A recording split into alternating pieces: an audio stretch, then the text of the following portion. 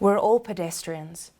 Every single trip, even those in private vehicles, and especially those in public transport, start and end with walking. Of all transport modes, walking and cycling are the most affordable and sustainable. Investing in inclusive, green, active mobility, alongside reliable public transport networks, reduces pollution and improves public health and well-being. It creates more livable, equitable, and prosperous cities. In Africa, walking is the primary form of transport for the majority of people. More than 3/4 of the population walk for transport every day to access opportunities. However, most streets in African cities are without safe space for walking and cycling. This makes the experience difficult, unpleasant, and incredibly dangerous. To encourage the development of safe, low-carbon, resilient, and sustainable mobility in Africa, the UN Environment Programme, UN Habitat, and the Walk 21 Foundation have collaborated to develop the Inspiring Action for Walking and Cycling in Africa publication. The first of its kind report showcases conditions in all 54 countries. It analyzes data sets through a walking and cycling lens to illustrate the everyday reality for the 1 billion people in Africa who walk and cycle every day. It highlights the urgent need to take action, but also presents inspiring actions already taken across the continent. This report sets out recommendations for governments and other stakeholders and aims to inspire actions that retain, enable, and protect those already moving in the most sustainable way possible. Fleets are growing, urbanization is ongoing, and we've seen every day the results of this. Congestion, pollution, climate emissions are going up, and also road accidents in the cities in Africa. So we see a trend that is not sustainable. And we have a very short window to change that, to go from a car-based urbanization to a human-based urbanization, from an individual car use mobility to a mobility designed in our cities around human mobility. Human mobility means that we design cities where people like to live, where people like to go and socialize, but also cities where companies want to invest in and work from. The current situation in Africa is that although the situation is not bad, we have not so much air pollution as many other cities in other regions. We still have a large share of people walking, but the trend is not good. The people that are walking are not doing that because they want to, because they have to. The air quality is rapidly deteriorating, and so is congestion. So we have a short window of opportunity to do something about this.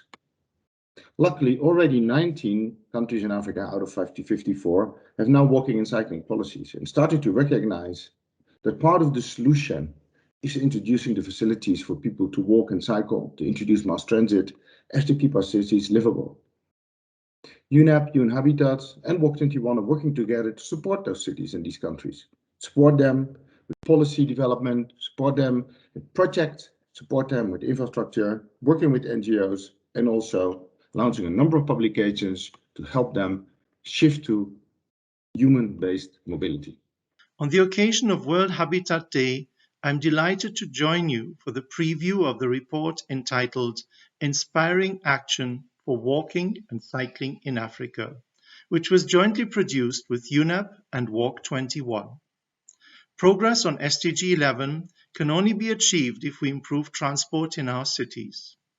Target 11.2 calls for universal access to safe, affordable, accessible, and sustainable transport systems. At this point, our cities cannot accept any further delays. We have to plan transport in a way that it addresses climate change, air pollution, and road fatalities. Walkable access to public transport is critical, especially for women, children, persons with disabilities, and older persons. UN Habitat's data shows that only 31.7% of the population in Africa have convenient access to public transport, the lowest in the world.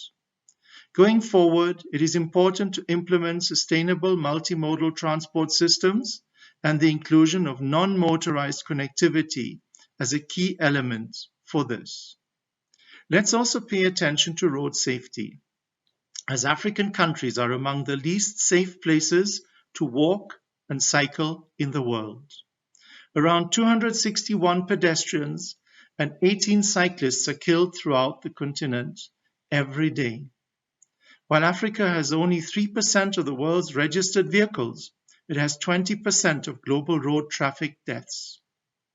The lack of essential infrastructure makes the experience of walking and cycling in African countries difficult, unpleasant, and dangerous. We do not know the true cost of road fatalities in African countries.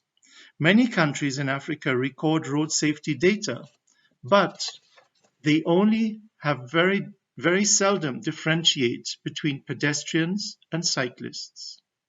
We need better data so that we may act to protect the people who walk and cycle.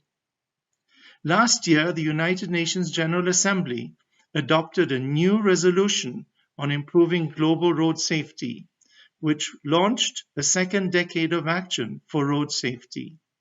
It recognizes that addressing road safety requires a comprehensive set of actions, including the promotion of equitable and sustainable modes of transport, in particular public transport and safe walking and cycling.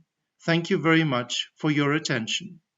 People walking and cycling are the heart of our communities and the foundation of our sustainable mobility systems. In Africa, where the vast majority of people walk every day, they do so on streets and roads that are not safe or comfortable. 95% of the roads assessed by IRAP in Africa fail to provide for an acceptable level of service for pedestrians, and 93% fail for cycling. With such poor provision, it's not surprising that people seek to buy their way out of these modes as income levels rise. But this risks an intensification of our existing problems: strained infrastructure, poor safety levels, low air quality, and congested motorised traffic. Neighbourhoods for people on foot or bicycle are safer for everyone, enhance social interaction, and ensure accessibility for people to go about their daily lives. Our streets need to be more than just possible to walk or ride along. Although the numbers may fluctuate, people will continue to walk and cycle for many decades to come, no matter what other transport options are built or improved upon. We need to start now. We need to value walking and cycling more, build better facilities, and invite people of all ages and abilities to use them. We need to increase people's satisfactions with their walking and cycling journeys so they become a mode of choice, not just necessity. Car-free events, as we've seen them across the continent, are a proven intervention that helps reimagine the way public space is organised and grows awareness of the demand for walking and cycling. They illustrate that it can be an enjoyable experience and foster change. Car-free zones can be a permanent celebration of people that walk and cycle. Let's put people walking and cycling at the heart of planning and investment. They are the solution to the multiple challenges we face, and very often at lower costs than the alternatives. To foster this direction, Walk 21 is proud to be part of this important movement, which consolidates the data and provides true inspiration for politicians, practitioners, and advocates across Africa.